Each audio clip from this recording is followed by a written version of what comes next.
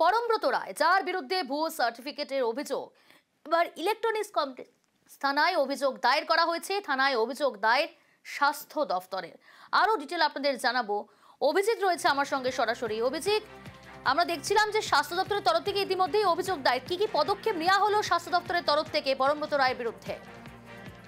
এখনো পর্যন্ত পদক্ষেপ বলতে ছিল অবস্থা, তাদের গতকালই রাজ্য স্বাস্থ্য দপ্তরের তরফ থেকে অভিযোগ দায়ের করা হয়েছে সল্টলেক ইলেকট্রনিক্স কমপ্লেক্স থানায়। এবং ইলেকট্রনিক্স কমপ্লেক্স থানা সেই অভিযোগ ডায়মন্ড হারবার মেডিকেল কলেজ এই থানার অন্তর্গত, অর্থাৎ ডায়মন্ড হারবার থানায় সেটাকে ফরওয়ার্ড করে দিয়েছে।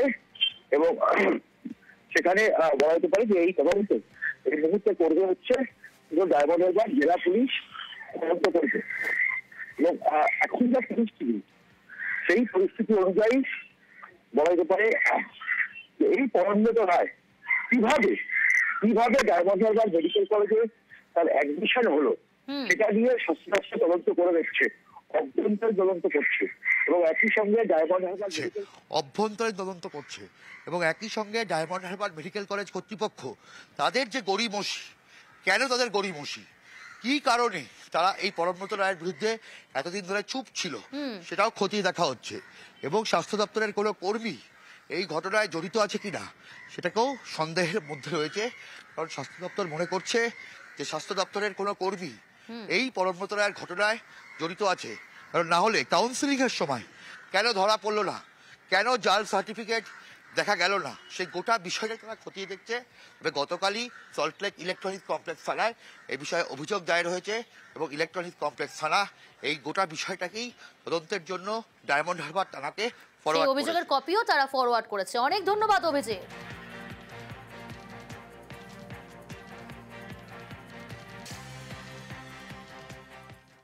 ভুয়ো এসটি সার্টিফিকেট দেখিয়ে এমবিবিএস এর ক্লাস, ডায়মন্ড হারবার মেডিকেলের পড়ুয়ার বিরুদ্ধে চাঞ্চল্যকর অভিযোগ। আর এ নিয়েই স্বাস্থ্য ভবনে বৈঠক। স্বাস্থ্য দপ্তর প্রাথমিকভাবে মনে করছে এই বিষয়টি নিয়ে গড়িমসি করেছে ডায়মন্ড হারবার মেডিকেল কলেজ কর্তৃপক্ষ। তাদের আবার তদন্ত করার নির্দেশ দেওয়া হয়েছে। স্বাস্থ্য ভবন মনে করে এর জাল আরও গভীরে। স্বাস্থ্য দপ্তরের কোনো কর্মী জড়িত থাকতে পারেন বলেও সন্দেহ রয়েছে। কারচুপি করে কাস্ট সার্টিফিকেট, সেটা দেখেই মেডিকেল কলেজে পড়াশোনা, এই চাঞ্চল্যকর অভিযোগ নিয়ে জোর শোরগোল। বৃহস্পতিবার স্বাস্থ্য ভবনে বৈঠক হয়। জানা গেছে স্বাস্থ্য দফতর প্রাথমিকভাবে মনে করে বিষয়টি নিয়ে গড়িমসি করেছে ডায়মন্ড হারবার মেডিকেল কলেজ কর্তৃপক্ষ। তাদের আবারও তদন্ত করার নির্দেশ দেওয়া হয়েছে। ভর্তির সময় কারা কাউন্সেলিং করেছেন, কারা সার্টিফিকেট যাচাই করেছেন, এই সব তথ্য সংগ্রহ করছে স্বাস্থ্য ভবন। স্বাস্থ্য দপ্তরের কোনো কর্মী জড়িত থাকতে পারেন বলেও তাদের সন্দেহ। এই ঘটনার জাল আরও গভীরে বলেই মনে করছে স্বাস্থ্য ভবন। এ নিয়ে সিনিয়র আইনজীবীদেরও পরামর্শ নিচ্ছে তারা। ভুয়ো এসটি সার্টিফিকেট দেখিয়ে ডাক্তারিতে ভর্তি, এই অভিযোগ ডায়মন্ড হারবার মেডিকেলের পড়ুয়া পরমব্রত রায়ের বিরুদ্ধে। পরে আবার তিনি এসসি সার্টিফিকেটও জোগাড় করেন বলে অভিযোগ। এই দেখুন পরমব্রত রায়ের ভুয়ো এসসি সার্টিফিকেট। এতে ঠিকানা দক্ষিণ 24 পরগনার বারুইপুরের পূর্ব সালেপুর। এই ঠিকানা কি সঠিক? পরমব্রত কোনোভাবেই কোনোদিন দেখেন না, ওই নামে কেউ আমাকে ছবি দেখে আমরা চিনতে পারছি। দেখেছেন? না কোনোদিন দেখিনি। ঠিকানাটা যেটা ইউজ করেছে কি ফেক ঠিকানা হতে পারে? সেটা কি করে বলি বলুন তো দাদা। আমার এলাকার বাসিন্দার না, আর ভোটার লিস্টেও এনার কোনো নাম নেই। আমি এনাকে কোনো দেখিও নি। মোটামুটি এলাকার সব লোককে আমি চিনি। যখনই সার্টিফিকেট বেরোতো একটা লিস্ট আসতো, আমি এরকম নামে কাউকে পাইনি। পরমব্রতর এসটি সার্টিফিকেটে আবার ঠিকানা লেখা উত্তর 24 পরগনার বসিরহাটের তপারচর। এই ঠিকানাতেও পরমব্রতর কোনো খোঁজ মেলেনি। আমাদের এখানে পরমব্রত রায় বলে কেউ নেই। প্রবীর রায় বলে একজন আমাদের এখানে থাকতেন, তিনি মারা গেছেন। তার ছেলের নাম পরমব্রত রায় না। আর পরমব্রত রায় এই নামে আমাদের জানাশোনার মধ্যে এরিয়ার মধ্যে তপারচরের মধ্যে এরকম নামে আমরা কাউকে আমার মনে পড়ছে না। নিউজ 18 বাংলা। ভুয়ো সার্টিফিকেটে ডাক্তারি পড়া, ভুয়ো এসটি সার্টিফিকেটে কলকাতা পুলিশেও চাকরি। 2012 সালে কনস্টেবল পদে চাকরি পাওয়া প্রায় 100 জনের এসটি সার্টিফিকেট ভুয়ো। চাঞ্চল্যকর অভিযোগ পশ্চিমবঙ্গ আদিবাসী কল্যাণ সমিতির, আর এই অভিযোগের ভিত্তিতেই তদন্তে নির্দেশ দিয়েছে আদিবাসী কল্যাণ দফতর। তদন্ত শুরু করছে কলকাতা পুলিশও। নিউজ 18 বাংলায় এক্সক্লুসিভ।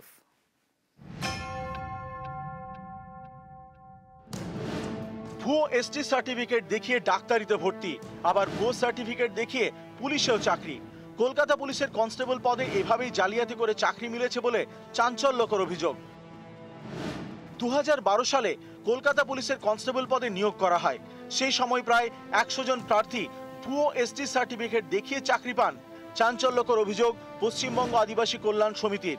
কলকাতা পুলিশের কাছে তারা এই নিয়ে নালিশ জানায়।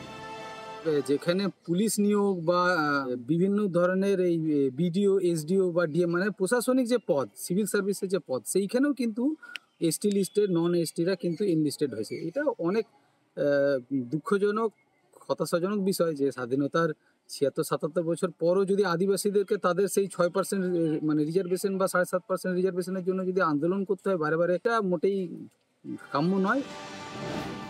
কলকাতা পুলিশের joint CP headquarter Miraj Khalid জানিয়েছেন, তদন্ত শুরু হয়েছে। ভুয়ো এসটি সার্টিফিকেট দেখিয়ে ঊর্ধ্বধারীর চাকরি, এই অভিযোগ পেয়ে উদ্বিগ্ন আদিবাসী কল্যাণ দপ্তর। তারা অনগ্রসর শ্রেণী কল্যাণ দপ্তরকে বলেছে তদন্ত করে দেখতে। এর আগে ভুয়ো এসটি সার্টিফিকেট দেখিয়ে ডাক্তারিতে ভর্তি হওয়ার অভিযোগ ওঠে। কারচুপি করে এসটি সার্টিফিকেট তৈরি করেন রাজারহাটের যুবক। সেই সার্টিফিকেট দেখিয়ে ভর্তি হন ডায়মন্ড হারবার মেডিকেলে। এই নিয়েও সরব হয় পশ্চিমবঙ্গ আদিবাসী কল্যাণ সমিতি।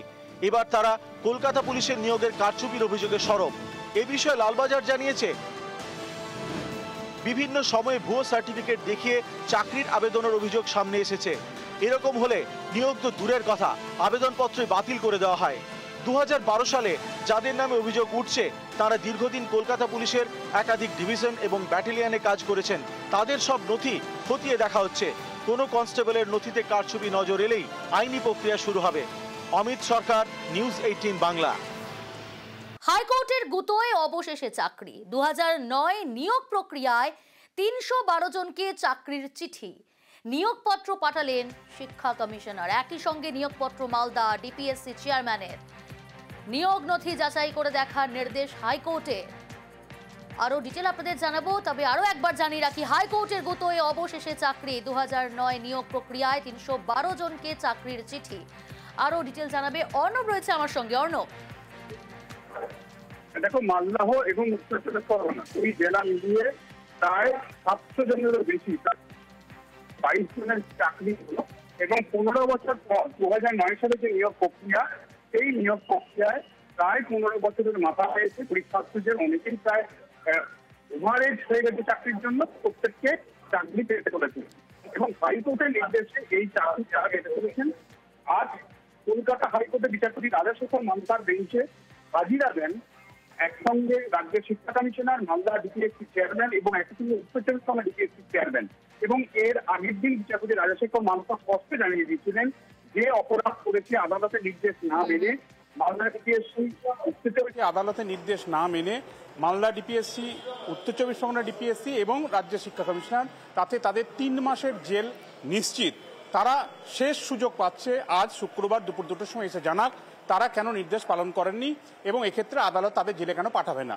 এবং সেই অবস্থায় যখন মামলা শুনানি শুরু হয়, শিক্ষা কমিশনারের তরফে আইনজীবী এবং একই সঙ্গে 2 ডিপিএসসির আইনজীবীরা 312 মালদার ক্ষেত্রে এবং 410 প্রায় উত্তর চব্বিশ পরগনার ক্ষেত্রে নিয়োগপত্র, চাকরির নথি আদালতের হাতে তুলে দেয়। এবং এক্ষেত্রেই চাকরির নথি অনুযায়ী অ্যাপয়েন্টমেন্ট পাওয়া, অর্থাৎ চাকরিতে যোগ দেওয়া, এই পুরো প্রক্রিয়াটি ঝানবিল করা বা সেটাকে খতিয়ে দেখার জন্য আরও 7 দিন সময় দিচ্ছেন বিচারপতি। আগামী শুক্রবার ফের মামলাটি শুনানি। কিন্তু চাকরি পাচ্ছেন একযোগে শিক্ষা কমিশনার এবং ডিপিএসসি চেয়ারম্যানরা জানিয়েছেন প্রত্যেকে চাকরি পাচ্ছেন। এবং আজকেই এই দুটি ডিপিএসসির যে ওয়েবসাইট, সেই ওয়েবসাইটে তাদের কারা কারা চাকরি পাচ্ছে তাদের নামের তালিকাও তুলে দেওয়া হবে, এমনটা কিন্তু জানানো হয়েছে। এবং এই জায়গাতেই হয়তো আজকের মধ্যেই বিষয়টা আরও স্পষ্ট হয়ে যাবে। তবে আগামী শুক্রবার দিন কিন্তু 3 আধিকারিককেই ভার্চুয়াল উপস্থিত থেকে কলকাতা হাইকোর্টে পুরো বিষয়টা কিভাবে কমপ্লায়েন্স হলো সেটা নির্দিষ্ট করতে হবে। অর্থাৎ হাইকোর্টের গুঁতোয় শেষমেশ চাকরি পাচ্ছেন 15 বছর পর 2009-এর বাম আমলে নিয়োগ প্রক্রিয়া এই 722 জন পরীক্ষার্থী। অনেক ধন্যবাদ অর্ণব।